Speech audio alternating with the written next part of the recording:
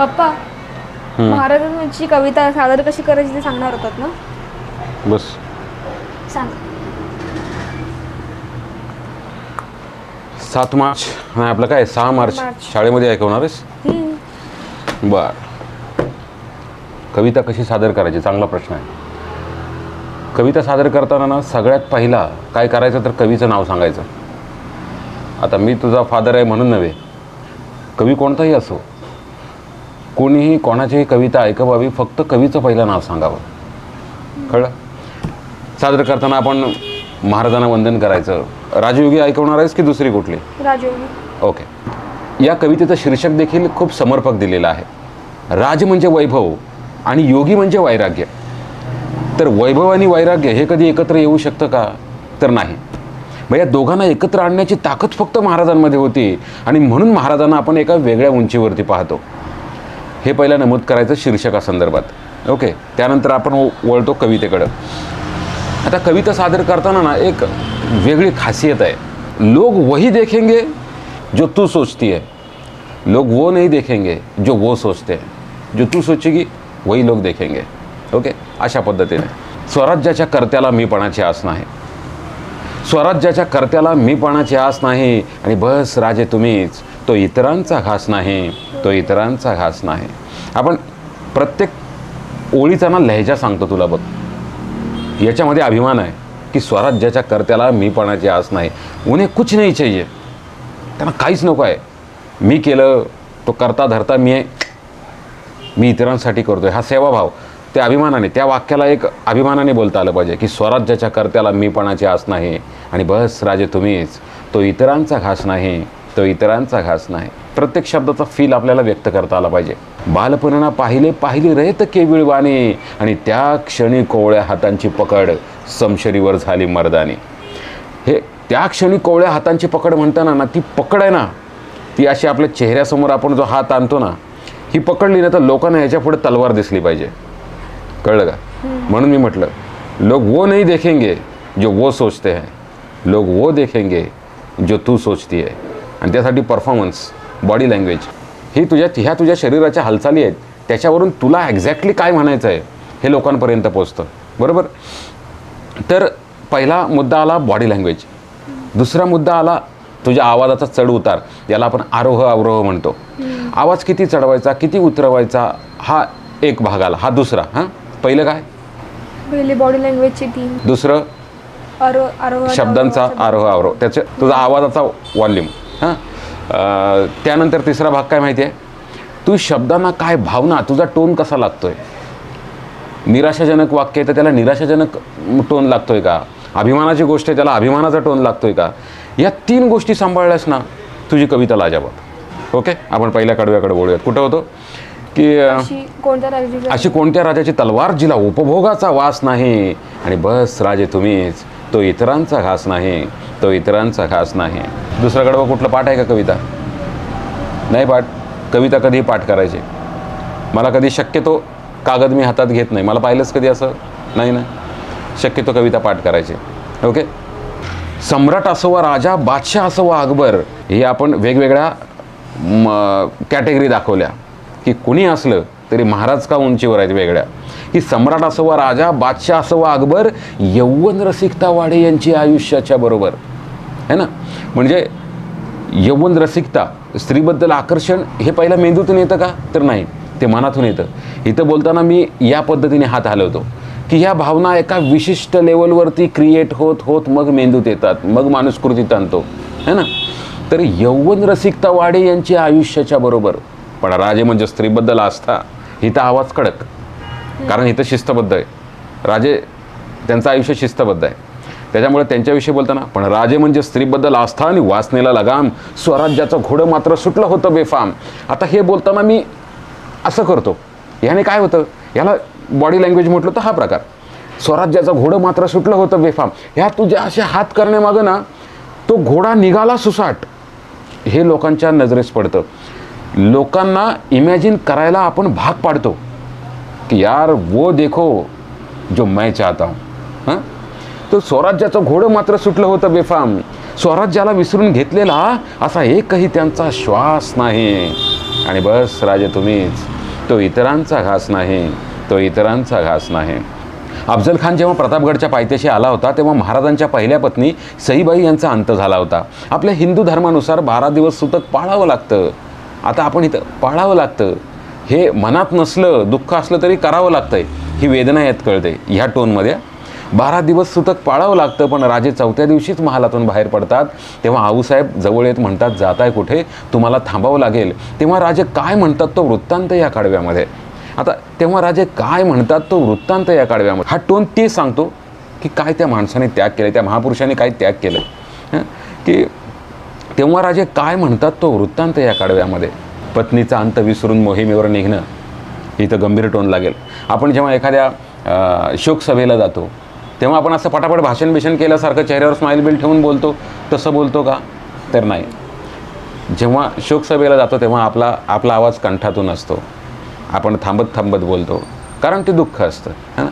तर इथं काय आहे, तर महाराजांच्या पहिल्या पत्नी सईबाई यांचा अंत झालेला आहे आणि महाराज पुन्हा मोहिमेवर निघालेत. तर मग इथं देखील बोलताना ना आपल्या शब्दात ते दुःख पाहिजे. पत्नीचा अंत विसरून मोहिमेवर निघणं आणि आऊसाहेबांनी विचारता फक्त एवढंच म्हणणं, मासाहेब आनंदाने दुःख व्यक्त करायला त्याला नशीब लागतं मोठं. मासाहेब आनंदाने दुःख व्यक्त करायला त्याला नशीब लागतं मोठं. परमेश्वराने एवढी उसंत आमच्या आयुष्यात ठेवले तरी कुठं, जगदंब. महाराजांचं हे छान वाक्य त्याच्यानंतर घ्यायचं. ते जगदंब, त्या जगदंबमध्ये दुःख कळतं. आता बघ, या कडव्याविषयी तुला थोडं विश्लेषण करतो की मला एक सांगशील, गवत आहे ना, गवत, त्याच्यावरती वेलकम लिहिलेलं कधी पाहिलेस? असं लिहिलेलं असतं बघ, वेलकम गवतावर. एखाद्या रिसॉर्टमध्ये वगैरे ते गवत असं वर आलेलं असतं आणि त्यात वेलकम दिसतं, माहिती आहे ना. पण त्या गवतात वेलकम का दिसतं मला सांगशील का? एखाद्या गोष्टीमुळे किंवा म्हणजे काही पेरलं असेल तर ते स्पेसिफिक गोष्ट ती वर येते ना, ती आपल्या डोळ्यांना दिसते, जी वेगळी असते. मग सगळंच वर आलं पाहिजे ना, नाही मग ते वेलकम पुरता वर येईल का? हां, तर त्याला सांगतो, ते गवत कट केलेलं असतं, बऱ्याच ठिकाणी फक्त अक्षराच्या हिशोबाने पण पेरलेलं असतं. तर कसं आहे की काही गवत खाली बसलंय म्हणून वर उठलेल्या गवतामध्ये वेलकम दिसतं. सांगण्याचं तात्पर्य काय की जर तुम्ही आधीच्या वाक्याला, तुम्हाला आता महाराजांच्या वाक्याला, डायलॉगला हायलाईट करायचं आहे की महाराज बोलतायत म्हणजे तो आवाज कसा असेल, त्याचं वेगळेपण दाखवायचं आहे ना, तर आधीच्या आवाजाला तुम्हाला लाईट करत न्यावं लागेल. आणि म्हणून मी आऊसाहेबांचं वाक्य आहे ना ते असं लाईट करतो. किंवा त्याच्या आधी जर कवीचं, एखाद्या कवितेमध्ये 2-4 कॅरेक्टर असतात. आता या कडव्यामध्ये कोण आहेत? महाराज आहेत आणि कवी आहे. की पत्नीचा अंत विसरून मोहिमेवर निघणं आणि आऊसाहेबांनी विचारता फक्त एवढंच म्हणणं. मी ह्याला असं का लाईट केलं माहिती आहे, कारण पुढचं वाक्य आहे ना ते महाराजांचं आहे. मग त्याला हायलाईट, मी आधीच या वाक्याला पण मोठ्या टोनमध्ये बोललो, मग त्याच्यापेक्षा मी ते वाक्य किती हाय टोनमध्ये नेणार, म्हणून ह्याला स्लो केला आणि मग याचा टेम्पो वाढवला. आऊसाहेबांनी विचारता फक्त एवढंच म्हणणं, मासाहेब, है ना. इथं आवाज चेंज झाला, म्हणजे त्याला लाईट केला म्हणून ह्याला हायलाईट झालं, है ना, या वाक्याला. मासाहेब आनंदाने दुःख व्यक्त करायला त्याला नशीब लागतं मोठं. मासाहेब आनंदाने दुःख व्यक्त करायला त्याला नशीब लागतं मोठं. परमेश्वराने एवढी उसंत आमच्या आयुष्यात ठेवले तरी कुठं, जगदंब. आता महाराजांच्या वाक्यात कंठातून आवाज आला पाहिजे आणि तो सुद्धा थोडा दर्द भरा आला पाहिजे, कारण पत्नीचा मृत्यू झाला. मग तो त्या सिच्युएशनला मॅच करणारा आवाज पाहिजे. नाहीतर असं नको व्हायला, मासाहेब आनंदाने दुःख व्यक्त करायला त्याला नशीब लागतं मोठं, असं महाराज म्हणतील का? पत्नी गेले, सहचारिणी गेले, है ना, तर ते दुःख असणारच ना. त्यांच्या शब्दामध्ये ते दुःख आपल्याला दाखवता आलं पाहिजे, बरोबर. तर ते मी तर तुला दाखवलं, जगदंब. आता याच्यानंतर काय होतं की कवीचं वाक्य येतं आहे. मग माझा आवाज भरीव आहेच, माझ्या आवाजाला बास आहे, पण मी मुद्दाम ना या वाक्यानंतर येणारा कवीचा टोन हा मुद्दाम मी लाईट करतो. की जसं महाराज म्हटले ना, जगदंब. अहो, प्रजेच्या सुखात सुख मानणाऱ्याला इथं मी आवाज माझा लाईट करतो, मुद्दाम आहे त्याच्यापेक्षा पातळ करतो. का तर त्या आवाजाची हायलाईट आहे ना ती काही सेकंदाकरता तशीच राहिली पाहिजे. अहो, प्रजेच्या सुखात सुख मानणाऱ्याला स्वतःच्या सुखाची आस नाही, आणि बस राजे तुम्हीच, तो इतरांचा घास नाही, तो इतरांचा घास नाही. आपण म्हणतो ना, ह्या वाक्याला असं का बोलतो मी? अहो, प्रजेच्या सुखात सुख मानणाऱ्याला स्वतःच्या सुखाची आस नाही. है ना? म्हणजे आपण म्हणतो, अरे किती करावं मी तुझ्यासाठी, काय नाही केलं. हे बोलताना आपण कसं बोलतो? तर लोकांच्या दैनंदिन जीवनातल्या वातावरणातल्या जेव्हा तुम्ही टोनमध्ये बोलता, त्यांच्या फीलमध्ये बोलता, तेव्हा लोक त्याला कनेक्ट होतात. ओके, तर हे वाक्य या पद्धतीने घ्यायचं आहे. आता त्यानंतर पुढचं वाक्य की आपण दुष्काळासंदर्भात पुढचं कडवं घेतो आहे. तर मग त्याचं थोडंसं विश्लेषण या पद्धतीने करायचं की म्हणायचं की आत्ताची परिस्थिती बरी आहे की कुठे दुष्काळ पडला, पूर आला, काय झालं तर आजूबाजूच्या राज्यातून, शहरातून आपल्याला पटकन मदत मिळते. पण त्या काळी 4-4 वर्ष दुष्काळ पडायचा, बरं का. आणि लोक, शेतकरी रानावनात कंदमुळं काय खायला मिळेल तिकडे निघून जायचे. आणि एखाद्या वर्षी पाऊस पडला, एखाद्या वर्षी, हा जो हात असा फिरतोय ना, म्हणजे 4 वर्षानंतर पहिल्यांदा पडतोय. ओके, तर तो लोकांना कळला पाहिजे, अरे एवढ्या वर्षानंतर. हे सगळं बेसिक टोन आहे. बोलता बोलता तुम्ही फील करायला लागलात ना का ते सगळं ॲटोमॅटिक होतं. तुम्हाला त्यासाठी काही विशेष करावं असं काही नाही आहे.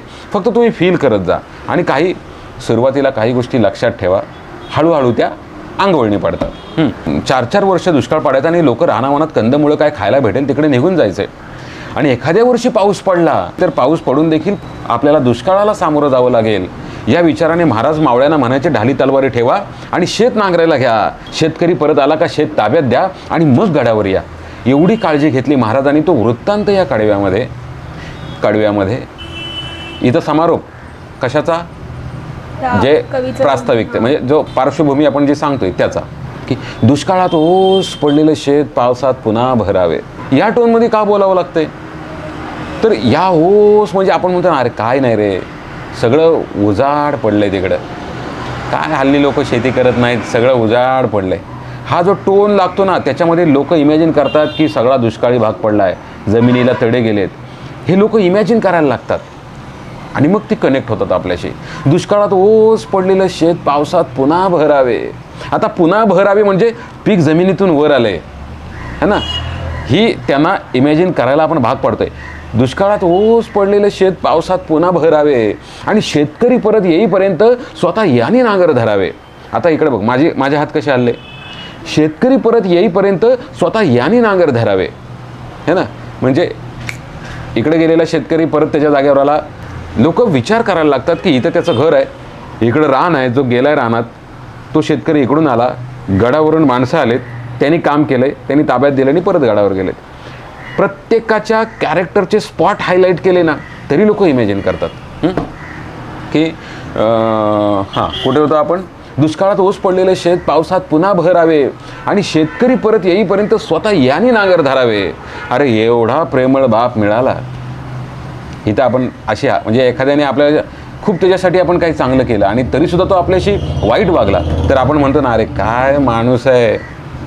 ह्या तो टोन इथं आहे, अखंत व्यक्त करणारा टोन आहे की अरे एवढा प्रेमळ बाप मिळाला, परंतु फितूर झालेल्यांची अक्कल घटली असावी आणि म्हणूनच काय की बापाला बाप म्हणायला त्यांना लाज वाटली असावी. औरंगजेबलाही कळलं बरं का. आता औरंगजेबलाही कळलं बरं का. आता हे बरं का मी का म्हणतो? जरासं कोणाचं कुठं काय मन विचलित झालं असेल तर मी पुन्हा त्यांना प्रश्न विचारून पुन्हा आत घेतो की यार मेरे साथ जुड जाओ. औरंगजेबलाही कळलं बरं का. असं म्हटलं लोक परत आपल्याकडे बघतात. औरंगजेबलाही कळलं की राजे म्हणजे वाघच. आता हा जो टोन आहे ना ह्याच्यावर मी प्रेशर टाकतो. वाघच, आता वाघ म्हटल्यावर डरकाळी आली तर तो डरकाळीचा फील लोकांना यावा म्हणून ह्या शब्दावरती मी प्रेशर देतो की राजे म्हणजे वाघच, हा नुसत्या गर्जनेचा भास नाही. आणि बस राजे तुम्हीच, तो इतरांचा घास नाही. राजांच्या रक्षणाकरता कित्येकाच्या देहाचे सोने झाले. आता इथं आपण असं म्हणतो ना की राज्याच्या नव्या राजांच्या, असं आपण बोलतो. तर बोलताना आपण असं म्हणायचं, राज्याच्या नव्या राजांच्या रक्षणाकरता कित्येकाच्या देहाचे सोने झाले. आता हा हात जो असा जातो ना, ही भूतकाळातली गोष्ट सांगतोय आपण, कारण हा इतिहास घडून गेलाय. बरोबर आहे की राजांच्या रक्षणाकरता कित्येकाच्या देहाचे सोने झाले. त्यांचे विचार व कर्तृत्व वारसा हक्काने आम्हाला मिळाले. आपण एखाद्याला दिले हा तुला, वारसा हक्काने आम्हाला मिळाले. ही खातरजमा करून घेतोय. की बघावं आपल्याला भेटलंय, वारसा हक्काने आम्हाला मिळाले. वारसदारानं लक्षात ठेवा. आता हा आहे ना, हा वारसदारानं लक्षात, ही जी बॉडी लँग्वेज वळते ना अशी, की वारसदारानं लक्षात ठेवा, वाघ हा वाघच असतो. म्हणजे आपण एखाद्याला म्हणतो ना, मी बोललोय बाबा, मी बोललोय, मी तुला आधी सांगितलं होतं, तसं तिकडून वारसा मिळालाय, सांभाळायचं का नाही ते आता आपण ठरवायचं. वाघ हा वाघच असतो, तो गवत कधी खात नाही. गवत शिल्लक गोष्ट आहे ना. वाघ कधी गवत खातो का? नाही खाणार. तेव्हा एकदम हलक्या आवाज, तो गवत कधी खात नाही. आणि बस राजे तुम्हीच, तो इतरांचा घास नाही, तो इतरांचा घास नाही. संपूर्ण जगाच्या इतिहासावर मारली याने बाजी. आणि सर्वांनी बोला जय भवानी, जय शिवाजी. असं हात जोडून हात खाली. आता या वाक्याला ना आपण ज्याला शेवटचा एक अभिमानाने काहीतरी सांगण्यासारखं, तेव्हा संपूर्ण जगाच्या इतिहासावर मारली याने बाजी, हा हात वर गेला आणि सर्वांनी बोला जय भवानी, जय जय शिवाजी म्हणताना दोन्ही हात वरती जोडले गेले पाहिजेत आणि हे चेहऱ्यासमोरून खाली आले का तुमच्या पर्सनॅलिटीमधला कॉन्फिडन्स खाली तुमच्यामध्ये उतरतो. माईकजवळ जाताना महाराजांचं जेव्हा वाक्य असेल तेव्हा माईकच्या थोडं जवळ जायचं आणि कंठातून आवाज काढायचा, म्हणजे त्याला बास येतो. आता माझा ओरिजिनल बास आहे तरीसुद्धा मी माईकजवळ जातो, कारण मला आणखी त्याच्यामध्ये एक इम्प्रूव्हमेंट करता येईल, आणखी जरा भारी काढता येईल. तर आपण जाताना कंठातून आवाज काढायचा, पण महाराजांच्या वाक्याला माईकच्या जवळ बोलावं. नॉर्मली बोलताना माईकपासून थोडंसं लांब राहावं. माईक कसा हँडल करायचं, त्याची फ्रिक्वेन्सी कशी ओळखायची, किती लोक असेल तर तो किती वेळात, पहिल्या नमस्कारामध्ये नमस्कार म्हणतानाच आपण जज करायचं की माझा आवाज किंवा माईक किती लांब राहिलं पाहिजे, आपण किती त्याच्याजवळ आलं पाहिजे. हे सगळं त्या नमस्कार या एका शब्दामध्ये मी चेक करतो. लोक किती आहेत, 1500 लोक असतील तर मग आपल्याला थोडा आवाजाचा पट्टा वाढवावा लागतो. 200-400 लोक असतील, 150-200 लोक असतील तर मग तुम्ही नॉर्मल आवाजात, आपला आवाज हा इतरांसाठी कर्कश होत नाही याची काळजी घ्यायची. ऐकताना ना आपला आवाज इतरांना असा गोड आणि ऐकायला भारी वाटला पाहिजे की यार ये बंदा बोलता रहे बस और मैं सुनता राहूं. कळलं? त्याच्यामुळं आपण कर्कश बोलत नाही आहोत ना, काहींना सवय असते, माणसं असतात समोर 100च, पण ती एवढ्या मोठ्या मोठ्याने माईकवर बोलत असतात ना की असं वाटतं यार ये बंदा रुक जाए तो बेहतर है. तर असं होता कामा नये. आपने आपको बड़ी प्यार से खूबसूरती से औरों के सामने प्रेजेंट करो कि लोग प्यार में पड़ जाए. आप आपका काम बढ़िया करो, सब कुछ बढ़िया होगा. प्रत्येक शब्दाला इमोशन्स, मी सांगितलेले 3 काय सांग बघू दे. पहिले तर आपल्या बॉडी लँग्वेजचे 3 points. Body language, okay. Second आपल्या आवाजाचा स्पीड, आरोह अवरोह. हां, आवाजाचा स्पीड. आणि तिसरा पॉईंट विसरलीस, शब्दांना भावनांसहित प्रेझेंट करायचं. नुसते शब्द म्हणजे दगडाच्या मूर्तीसारखे आहेत, पण तुम्ही त्यात भावनांसहित बोललात ना तर त्या दगडाला देव पण येतं. आलं लक्षात? तो बढिया. Okay, yes. जा बाप का नाम रोशन करो, भागो.